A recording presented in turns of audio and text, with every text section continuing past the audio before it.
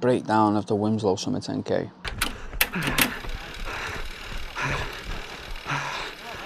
Don't believe it. July 13th it happened in Wilmslow, belting race. One of the best 10k races I ever run. And it was the best 10k race I've ever run, but it's one of the best 10k races I've ever run. Like, it's well organised, it's perfect, it's pancake flat. I think the elevation on my phone had it at 42 metres gain, 41 metres loss. That's how flat it is. It's run by Run Northwest. They do it. Me and Pat got down at the race HQ around about, I think it was about 7:30 or 7:15ish, and we had 2 hours before the race actually kicked off.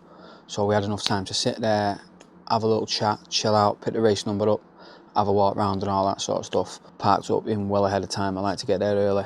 And then when we did that, I was just basically going over the race plan with Pat in the car and what I wanted to do and how I wanted to race it. I wasn't really sure how to race this race because my fitness has made a massive jump since I ran my PB back in 2019. I wasn't sure where my fitness was at. Like, my PB pace at that point was 3:44 per K, and I was completing sessions in training prior to this. I was doing 3 by 10 minute reps with 2 minute recoveries, and the overall pace was 3:44. Some of it was 3:45. So I was running at PB pace in sessions with recoveries. So I knew my fitness was there. I had confidence that I was going to break 37 minutes and break my PB, but I wasn't sure how much by. The plan in my head at that point was to run the first 5k in around about 18 minutes flat, just over 18 minutes, so around about 3:36 or 3:37 per k. That was my plan. So I positioned myself in front of the 37-minute pacer, but not at the side or ahead of the 36-minute pacer. I was bang in the middle. And then obviously come that, like, these people that just position themselves wrong in races all the time, don't they? Because they don't want to get stuck behind slower people and then get penned in and can't move. So by doing that, you know what you do? You pen other people in. Pat said to me, "Why don't you start further forward?" I said, "Because then I'm going to stick behind someone else." He went, "Yeah, but they can just run past you." I said, "But for the point where they can't get past me, I'm costing them seconds off the race, like off that kilometre. Like, it matters." So I never did. I just started in the right place. But as true fashion with some of these races, with every race you do, don't matter where you do it, you're affected. The first kilometre was the slowest. It was 3:39, my first K. I was just stuck behind people at the 37-minute pacer ran past me, actually. And I remember thinking, if I'm going 3:39 per K, you're going quick. But I wasn't paying attention to him anyway. I was just focusing on my own stuff. Then I went through the second kilometre in 3:38. And as you go through when you go through the second kilometre, you turn right onto Knutsford Road, and there's a little incline on the third K, and you go up like a little hill, and it takes you towards the third kilometre when that clicks off. And the third kilometre clicked off in 3:38 again. So I was kind of a few seconds off where I wanted to be pace-wise. I wanted to, I wanted to be running the first 5k around about 3:36. Then the fourth K clicked off on my watch at 3:36. Well, 3:36.71, so it rounded it off to 3:37, so I was happy with that. The fifth K was at 3:36, and that brought me in for 5 kilometres at 18:07 for the first 5k. 18:07.59, so they round it off, don't they? 18:08. So 18:08 for the first 5k. The first 5k is gently neck downhill. The next 5k is gently back uphill. I was running through the 6th kilometre. I got through that in 3:34. No, 3:35. 3:35.75, so 3:36. Then the 7th kilometre was 3:34. 3:34.33, rounded off to 3:34. The 8th and 9th are the toughest because they are the bulk of the elevation that takes you back up. That was 3:41 and 3:46. And then the 10th kilometre, is the beauty of these races, right? I was averaging 3:38 per K for the first 5k. So I knew I had my average pace to beat my PB was 3:44. So I knew I had 6 seconds in me there on average that I had to lose more than 6 seconds over the next 5k. So I was like kind of waiting for these kilometres to slow down. But when the 6th went through at 3:36 and the 7th went through at 3:34 and then the 8th went through at 3:41, I'm thinking there's 2 more to go now. And the 9th is going to be a tough one, but it isn't going to affect me that much to knock my stride off. And then the 10th is flat.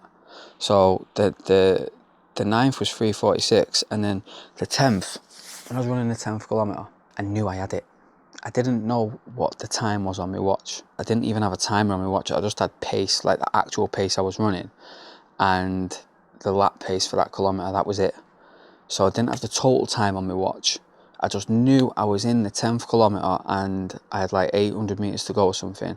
And at that point I thought, I'm buzzing. I've done it. I was overtaking loads of people throughout the race. It was a very hot day. So that's a good confidence boost in itself when you're just passing people. It was decent. I had fun that day. Fun in the pain, which is mad, because it's not fun, is it? But when you look back on these days where you run the best you've ever ran, these are the days. The 10k, I knew I had it in the bag. I ran the 10k in 3:37, and then when I stopped my watch and I saved the workout, I seen the actual time. I seen the time on the clock running through the finish. I think it said 36:49 or something, the gun time, and I was starting way behind, so I knew I'd way under 36, way under 37, and then my watch said 36:33. I think it ran 40 metres over on my watch anyway. So, but 36:33, I was buzzing. I was just looking around for people to chat to, or just like, you know, I've just done what no one was there that I knew, because I don't know anyone at these races. Someone come over to me as well though and said, I watch your YouTube channel and that, blah blah blah, and I was having a good chat with this guy. He was fine. He was 50. He ran a 34-minute 10k. What an animal. I said to him, that's what I want to be like. I said, you give people hope that as the older you can get, you can still run excellent times like that. Like, that is some serious running. So I was happy I got to chat to that guy, and then Pat met me at the finish, and then me and Pat walked back to the car and just chewed it over and was just having a chat about the race. But it was such a good race, man. And the training for it, I can do another video, I can break down, because there's too much to go through. It's not just any one workout that did the work to get me in shape. It's just a big year, basically. You know, it's kind of like what you don't want to wear when people say, how do you get better at running? And you say consistency, and it's like, eye roll. But at the end of the day, sometimes people, not everyone, but someone who's asking that question is looking for a bit of a cheat code, a bit of a step up, a bit of a shortcut on how to just get quicker through. But it's just graft. It's graft every day, every day, every day, every day. You put a belting session in and it's great, but then if you don't continue the week after, and the week after that, that belting session just gone to waste now. You have to keep banging these sessions in every single week, every single run, every single day. Get your rest, recovery, get your sleep, go to bed when you say you're going to go to bed, eat what you're going to eat, work out when you say you're going to work out. You know, there's a bit of leeway to move it around, but you know, when people say, I'm not going to run this week, if you really want to progress, you have to get your ass in gear and move, man. Like, you have to train, or make peace with the fact that you're going to have to restart again, and you're going to take another month to get back to where you was, because fitness will come back quick, but you still have to work for it. You still have to graft for a good 4 weeks, 6 weeks, just to get back to where you was. So that's if you've not put any weight on as well. So I can get to the whys and the how and the training and the weight loss in another video, and the diet and the nutrition, but that's another video in itself. I've already done this for nearly 10 minutes now, so yeah, it was a decent race. I loved it, and I've got Knutsford now in 8 weeks, so I don't know what I'm going to do there. I ran a 38-minute threshold 10k 4 days after the Wilmslow summer 10k on tired legs, with the race still in my legs, and then 7 days after that 38-minute 10k I did another threshold run and ran 10k in 37:08 flat, controlled as well, all the splits controlled. And I've just put in some heavy workouts since then. I've got a lot of sessions in my legs since then. I've done a heavy one yesterday on the track. So, you know, can I run 35 minutes in 8 weeks? If my body holds up, yeah. Am I like there good enough to give 35.5 minutes a crack, or 35 minutes? I don't know if I'm that good, but I know I'm good enough to have a go. And that's all I need to know. So, thanks for watching this video. Keep up the training.